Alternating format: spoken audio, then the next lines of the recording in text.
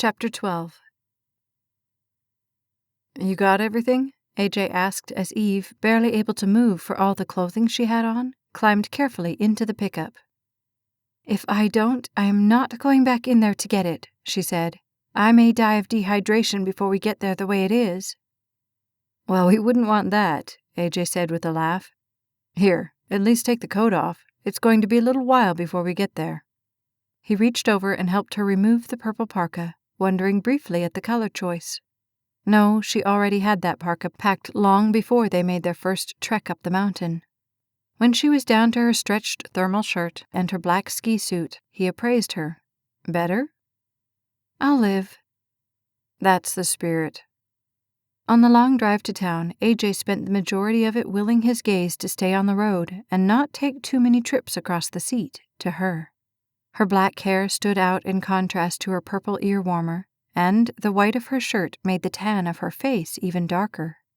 It was really too bad that friends was all they would ever be, but in his heart, he was grateful for even that much. When they got to the slopes, they ambled their way up to the rental place and got in the short line. As they were moving forward toward the counter check-in spot, he leaned over to her. "There are ski poles. Don't get too close." "I'll try not to," she said, and his effort was rewarded with a broad smile. His selections were made long before hers were. First, her boots were too small. Then there was a latch broken on the next pair.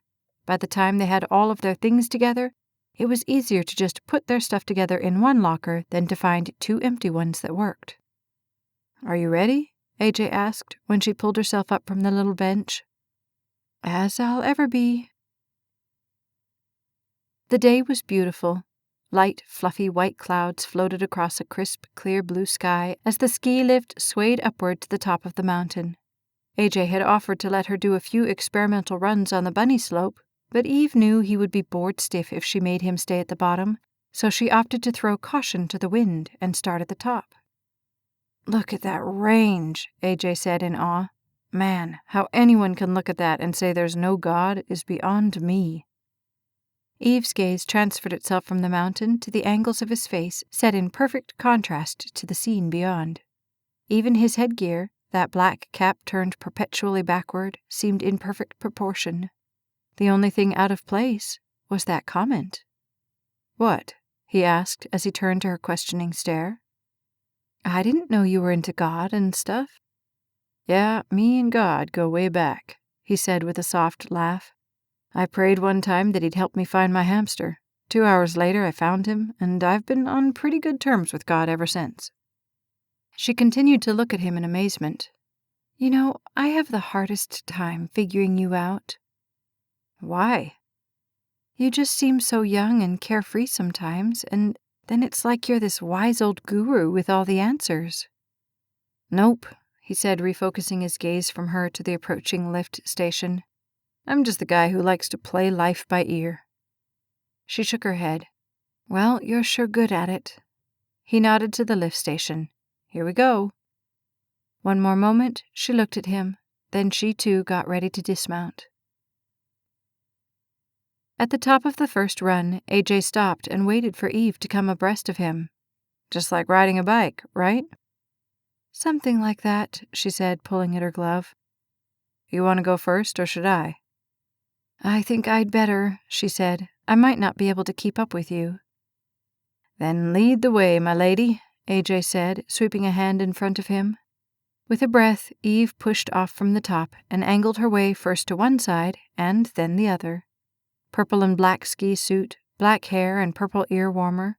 It was a view he could definitely get used to.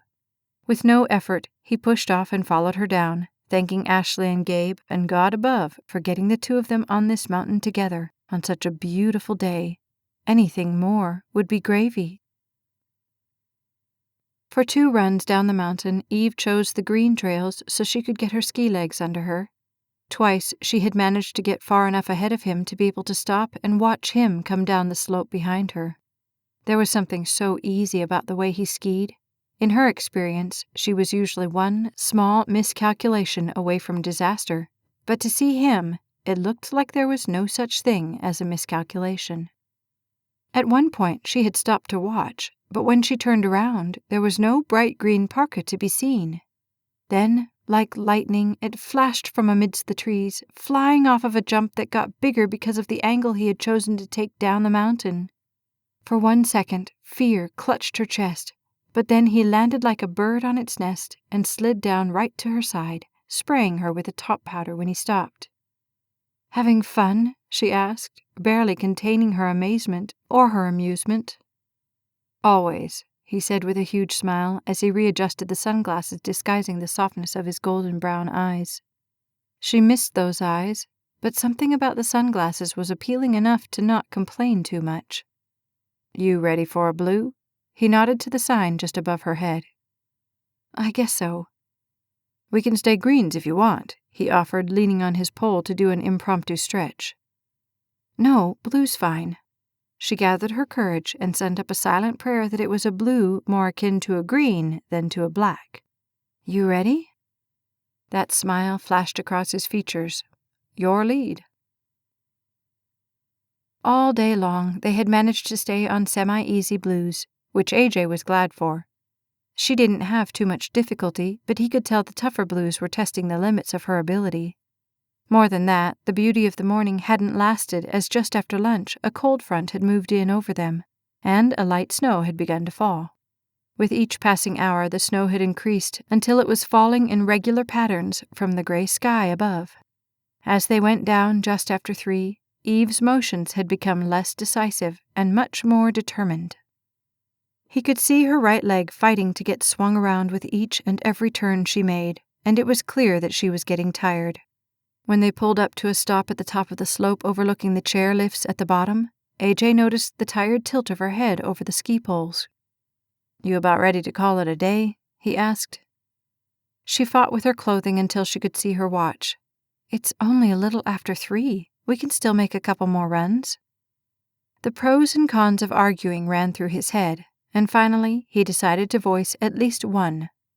"I'd hate for you to be too sore to move tomorrow."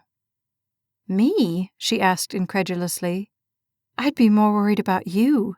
I'm sure Jeff's got his sights set on those black diamonds I've been avoiding all day." However, she was still leaning against her poles, trying to catch her breath even as she said the words. "Then maybe we'd better stop for my sake," AJ said, hoping his concern for her didn't sound in his voice. "How about we go one more and then call it a day?" He thought for a minute, but decided if they took it easy, which they had plenty of time to do, one more run didn't sound so awful bad. "Your choice." A playful smile traced across her face. "Race you!" And with that, she pushed off. AJ laughed as he followed her down. Beating her would have been a breeze, but it was more fun to follow behind and let her think she was beating him. At the lift, it was clear that the weather had already sent many of the ranks scurrying for cover as they waited only 5 chairs before catching theirs. Carefully, he transferred his poles under his leg so he could have a few moments of rest. Without thinking, he swung his feet, heavy with the skis and boots, back and forth as the ground virtually disappeared beneath them. "Don't you just love snow?" he asked when they found themselves enveloped by it as the rest of life disappeared. "Love it? No. There's a reason I live in Houston," Eve said, trying to get her glove off while holding her poles. "Here." AJ reached over and took her poles from her. "This dumb glove's had something in it all day," she said, pulling the outer layer off with her teeth. "It feels like a pin right by my thumb." As she worked to get the underlayer off, AJ looked out to where they had once been able to see skiers. "Man, it's really coming down." "Yeah, no kidding." Eve shook the glove out, but it did no good. "Crud, whatever it is, it's not coming out." He looked at her as she shook the glove harder. "You know, if you drop that thing, I'm not going to jump out and rescue it." Her face fell in incredulousness. "I wouldn't put it past you." "No, even I have to draw the line somewhere." "Good place to draw a line." Giving up, she pulled the glove back on. "It's just going to have to hurt." "No pain, no gain." She looked at him in annoyance. "Like I said, you can be so wise sometimes." "Hey, I try." The lift bumped over another lift support with 3 jerks. Eve looked up at it. I hate those things. Why? I'm always afraid they're going to dump me out. Finally, she got the outer glove back on. And I'm sure you wouldn't bother to jump out and rescue me either. Glove, Eve. AJ balanced the poles like a scales. Glove, Eve. It's a tough choice. With the back of the glove that was now in her hand, she reached over and whacked his shoulder. Hey! Rubbing his shoulder, he lifted his eyebrows. But that choice is getting easier all the time. She shook her head as through the now solid snow, the lift station came into view ahead. Holding out her hand, she said, Poles? He arched his eyebrows once again. I'm not sure if it's safe to give them to you. And if you keep making mean comments like that, it won't be. With a laugh, he handed her poles and retrieved his own from under his leg. Man, I hope we don't run into somebody in this mess. Yeah, you and me both, she said as she prepared to disembark. I'm thinking it's a good thing this is the last run. I'm thinking I'm agreeing with you there. The chair slid over the dismount area, and the two of them slid off, him going in a wide arc around the outside bank, and watching to make sure she had a smooth path as well. At the trail edge, she stopped. You following me? She asked. Right behind you. They pushed off, and in seconds AJ realized that the downward path of the snowfall looked much more horizontal and menacing when skiing into it. It took only the span of the first downhill slope for the iciness of the snow to start freezing the stubble that had appeared on his face since the night before. Ahead of him, she slid side to side through the snow slowly, although the thought occurred to him that he'd better keep up with her, lest she disappear completely. At the bottom of the first slope, she waited just long enough for him to bottom out before she started down the next one. This one was far steeper than the last one, and she was having to make wider arcs so as not to crash. Down, down they went. Then, just off to the right, AJ caught sight of something that didn't look quite right. Unmoving colors amid the white of the snow. Since it seemed to be on Eve's path when she made the next turn, he decided to ski directly over to it to check it out. Expertly, he pulled up on the scene and even managed to throw no snow across the two skiers, making up the multicolors. One was bent over the other, and it didn't take more than one look to know that whatever happened wasn't good. Get it off! Get it off! The voice of the skier still in the snow begged. It hurts. How? The other one asked, panic flooding through his voice. How do I get them off?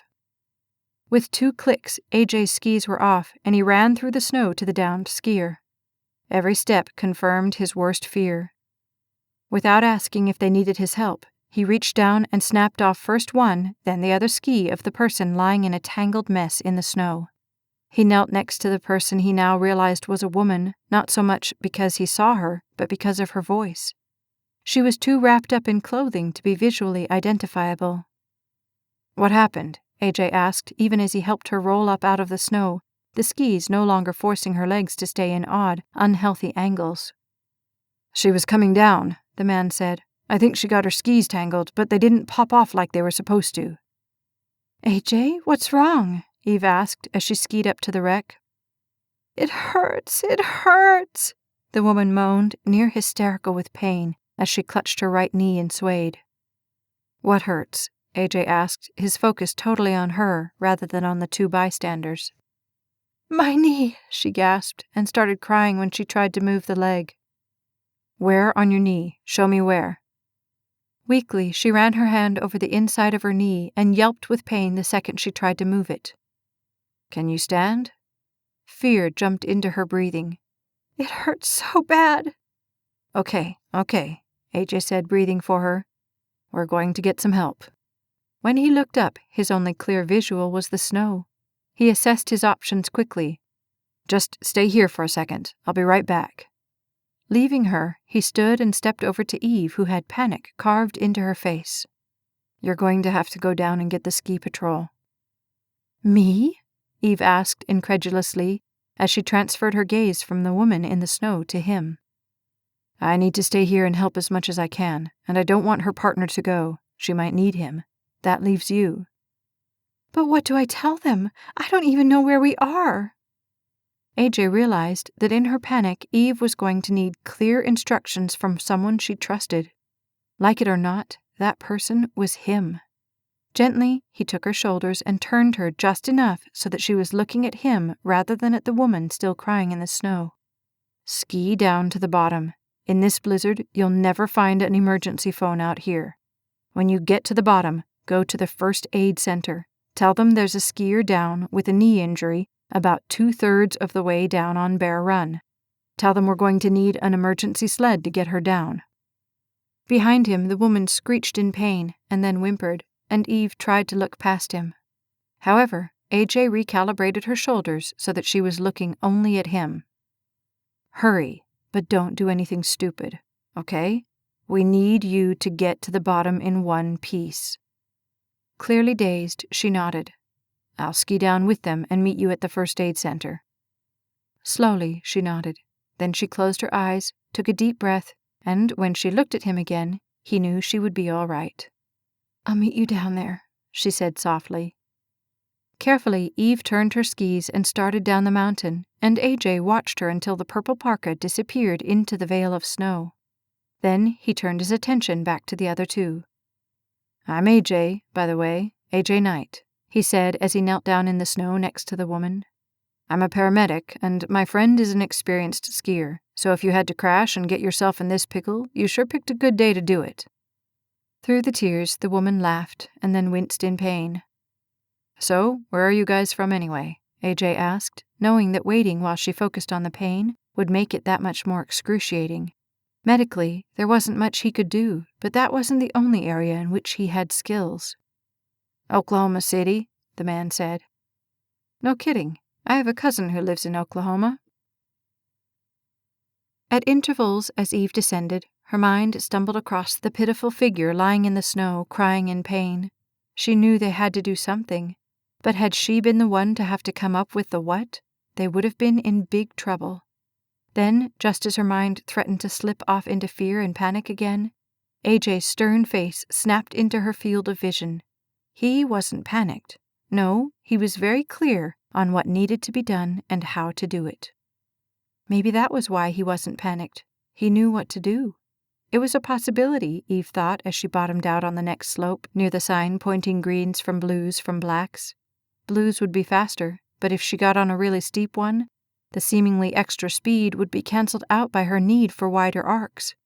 There wasn't much of a decision as she turned her skis down the green trail. They were up there, and they needed her. His determination and confidence flowed through her so that suddenly it felt like she was virtually flying down the mountain. There was a good chance that she had already broken her speed record today before this run, but this time, how fast she was going didn't seem to be a problem. She was in control, and she was on a mission. The fear factor would have to take care of itself. We'd already decided it was our last run, AJ said as the snow continued down around them, but I think Eve just wanted to get me really sore for tomorrow. What's tomorrow? The woman asked. It seemed that as long as she didn't move her leg, and as long as they had something to talk about, the pain was at least bearable. Me and another friend are going to do the kamikaze thing, but I think Eve's strategy is to get me sore today so I'm not a lunatic out here tomorrow, he said with a laugh. Smart woman, the woman said with a wince. He shook his head. You have no idea. When she crested the last slope, Eve didn't so much as slow down. The few skiers left at the bottom of the mountain made for very simple obstacles, and in no time she was down. Quickly, she clicked off her skis, stood them next to the center wall, and tromped over to the first aid door. A patrol officer stepped out just before she got there. We've got a skier down, she said, quickly striding the last few steps to his side. Concern washed over his face. Where? 2/3 down Bear Run on the right if you're coming from the top. What kind of injury? Knee, and it's pretty bad. They're going to need help getting her down. The patrolman nodded and stepped off to the side to grab a phone. The confidence dropped away from her as Eve wrapped her arms around herself and looked up at the mountain, now completely invisible in the snow. God, please help them. A teacher, AJ asked, wishing he could look at his watch, but knowing that would destroy what small hold he had built on the situation. What do you teach? Second-grade math. The woman, who he had long before learned was Gail Everett from Oklahoma City, said. Since Eve's departure, he had learned that Gail was relatively new to skiing. She'd only been on blue trails 3 times. She had 2 small children at home. Her husband's name was Greg, and he had only been skiing 1 day. This was her brilliant idea. They were finished for this trip as soon as they made it down this time. So much for that. Whoa, you are a real thrill-seeker, AJ said. Forget black diamonds. 2nd graders would be enough for me. How many kids do you have at a time? Between 20 and 25, but I have 5 different classes a day. You must be exhausted by the time you get home. Sometimes, she said, as AJ heard the faint sounds of the snowmobile. He waited a moment to decide which trail they were on. Then Gail heard it and looked up the mountain. They're here, huh? He smiled at her. Sounds like it. He stood as the patrol pulled up. What happened? The patrol asked as AJ stepped over to shake his hand. Knee injury. It's probably twisted pretty good. The skis didn't pop off. The patrol looked at him questioningly. AJ Knight, I'm a paramedic from Houston. I just happened to come across them. Oh, the ski patrol person said, and then he zeroed in on his patient as he stepped past AJ. It was then that AJ noticed Greg standing helplessly off to the side. As the ski patrolman started asking Gail questions, AJ stepped over to Greg and held out a hand. Greg never really looked at AJ. He kept his gaze on the figure in the snow. Thanks for stopping, Greg said as he shook AJ's hand. I didn't know what we were going to do. They'll be bringing the sled pretty soon, AJ said, preparing Greg for the next step in what AJ knew would be a terribly long afternoon for them from this point forward. They ski pretty fast when they take somebody down. Would you like me to ski with them or with you? I'll be fine, but would you mind staying with Gail? Greg said. I'd hate for her to be alone when she gets to the bottom. AJ nodded. Not a problem. People would walk past Eve into the warmth of the center, but she was stationed outside at the corner of the building, and until they came down, she wasn't moving. For a while the snow lightened, and she prayed that they would be coming soon. She wondered how long it took the patrol to find them, and if they had already. Alternately, she would think about the woman, and then about AJ. How he was able to stay so calm, she couldn't quite tell. Had it been just her, she would probably have freaked out. However, every time her spirit dipped toward freak-out mode, his voice slid through her, calm and in perfect control. Hurry, but don't do anything stupid. Somewhere in the middle of her, that picture met up with the one of him, minus clothes, skiing breakneck for the bottom. He knew the depths of stupid, and yet, when it counted, he seemed far older than most people, twice his age. The kid and the guru, her mind said again, just as through the dense snow, the figure of the ski patrol became visible. Instantly, Eve straightened from her position, trying to make out the green parka as well. It took less than another second, and she saw it too. Breath returned to her body. Swishing side to side, they sliced their way down to the flat place, and then trekked over to the little barn next to the first aid center. We're almost there, Gail, AJ said, even as he judged his speed with regard to the ski patrols as they negotiated the final flat spot. We're going to go into a little barn thing, so we won't have to fight the snow. His commentary had started at the top and had not stopped all the way down, even though he wasn't even sure that she could hear him. That second hill was fun, huh? Whew, they ought to put you on the bobsled team after that one. The little barn was dim and difficult to see in at first when they entered it, but AJ fought through the darkness so that when they began to unbuckle her, he was the first to see her. He smiled. Hey, you look like a mummy. Gee, thanks, she said, obviously fighting off the pain. These straps are killing my legs. And I'm sure the rest of the sled's like a 4-star Marriott bed, AJ said as the patrolman worked to unbuckle her. Okay, Gail, you know how you got in that thing? Well, now we're going to have to get you out of it.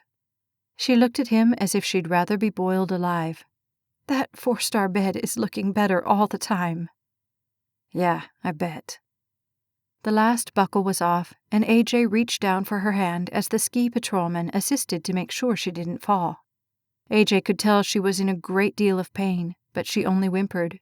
With her arm tucked under his, she hopped 2 steps.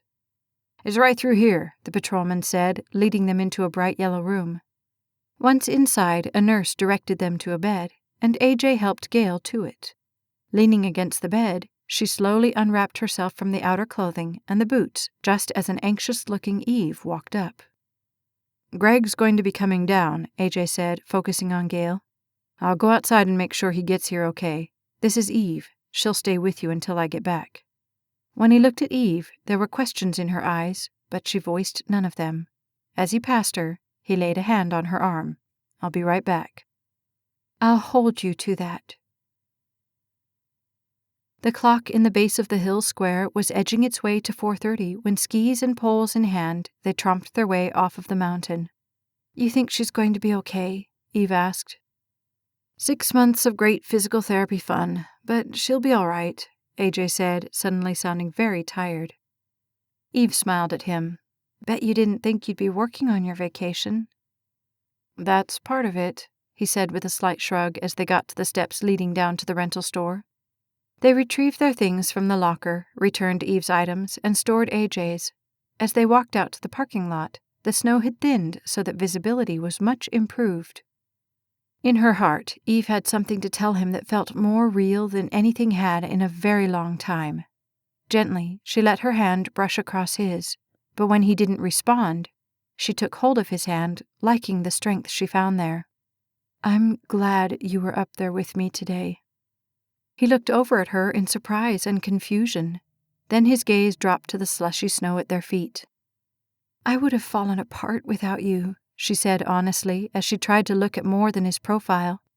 However, his gaze stayed down, and the best she could see was half of his cap, the sunglasses, and the edge of his face. "They were lucky to have you there, too." Reluctantly, he glanced at her. "I didn't have a choice." "You always have a choice," she said, purposefully swinging her steps into his. "Remember?" He smiled at her shyly. "Yeah, seems like I remember that part." They reached the pickup, and AJ went to her side to help her in. Once inside, Eve's hand suddenly felt cold without his there around it. When he jumped in on his side, he whipped the sunglasses off and threw them to the dash before he looked over at her with playful eyes. "What do you say we go get a couple of movies?" "Either that, or I get to interrogate you again," she said, falling deftly in step with his cue. "Movies. Definitely movies." This has been White Knight, Book 2, The Courage Series, written by Staci Stallings, narrated by Becky Dowdy. Copyright 2012 by Staci Stallings. Production copyright 2014 by Staci Stallings. Never miss a second of the story. Like and subscribe to the Staci Stallings YouTube channel today.